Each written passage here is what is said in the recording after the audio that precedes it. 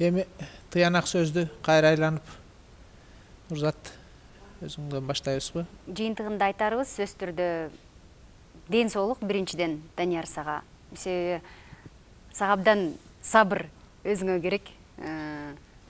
Адамдар ар кыл болот экен.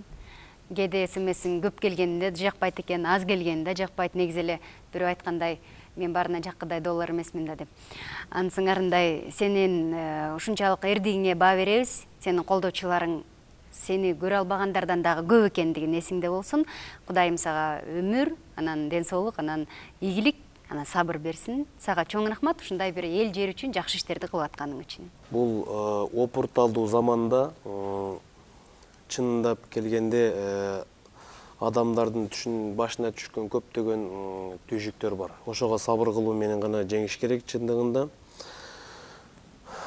Өйдө да жогорудагы көптөгөн жакшы маселелер айтылып кетти. Мына ошонун ичинде бүгүнкү күндө биздин заманыбызда биздин жаштарга, биздин коомчулукка тарбия бере турган мына ушундай жакшы маалымат борборлору көбөйүп иштеп, жана ошондой эле ушул Данияр бир тууганыбызга окшогон мына Данияр бир тууганыбыздын да мына жеке өзүнүн ишине мындай ийгилик кааламакчыбыз. Ошондон ары өнүктүрүп, коомчулукка бир пайдасын алып келе турган адамдардан болсо экен деп. Ошондуктан адамга бир жакшылыгың тийгизе албасаң зыяныңды бербе дейт да. Мына ошондой жакшылыгын тийгизген адамдардан болуп, коомчулукка жакшылыкты жеткирип, адамдарга жакшы бир багыт берген адамдардан болуп жүрө бер.